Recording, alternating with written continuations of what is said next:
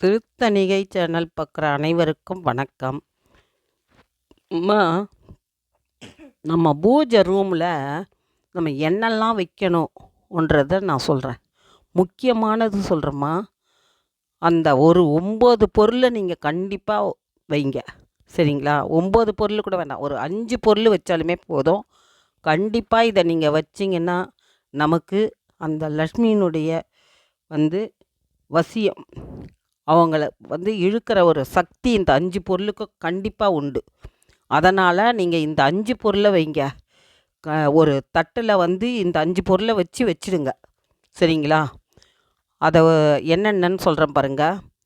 உங்களுக்கு வசம்பு, லவங்கம், ஏலக்காய், பச்சை கற்பூரம், பட்டை வச்சுக்கோங்க.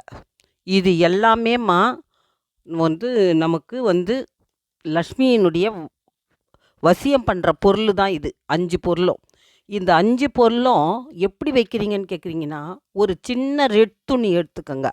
இந்த 5 பொருளையும் வச்சு அதை ஒரு மூட்டை சின்னதாக ஒரு கயிறு கட்டி அதை நீங்கள் ஒரு சின்ன கப்புலேயோ எதுலேயோ காசு வச்சு அது மேலே இதை வச்சிடுங்க பூஜை ரூமில்.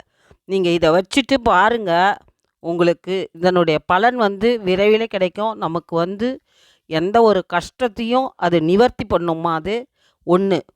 ஜவ்வாது இருக்குது பார்த்தீங்களா, அந்த ஜவ்வாதை கொஞ்சமாக டெய்லி விளக்கேற்றும் போது அந்த விளக்கில் அதை போட்டு ஏற்றுங்க.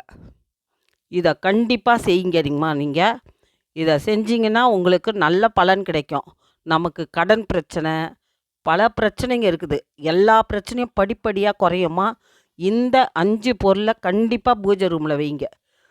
வைக்கலைன்னா கண்டிப்பாக இதை செய்யுங்கம்மா.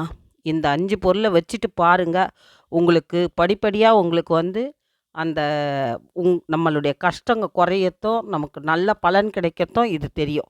இதை ஒரு ஒரு 1 மந்த்துக்கு ஒரு முறை மாற்றிடுங்க. வேறு மாற்றி மாற்றி வைங்க. சரிங்களா? ஏன்னா பச்சை கற்பூரம் கரைஞ்சிரும், ஏலக்காய் வாசம் குறைஞ்சிரும். அதனால தான் இதை 1 மந்த்துக்குள்ளே இதை நான் மாற்றணும்னு சொல்கிறேன். இதை நம்ம மாற்றி ஃப்ரெஷ்ஷாக வைக்கும்போது அந்த வாசம் ஜாஸ்தியாக இருக்கும். அந்த வாசம் வரும்போது கண்டிப்பாக நமக்கு லக்ஷ்மி வருவா, இல்லைங்களா? பூஜை ரூமில் இதை கண்டிப்பாக செய்யுங்க. சரிங்களா? நமக்கு கஷ்டங்கள்லாம் குறையுமா, நல்ல பலன் கிடைக்கும். இதை செஞ்சு பார்த்து பலன் அடைங்க. உங்களுக்கு டவுட் இருந்தால் கமெண்ட்ஸில் கேளுங்க.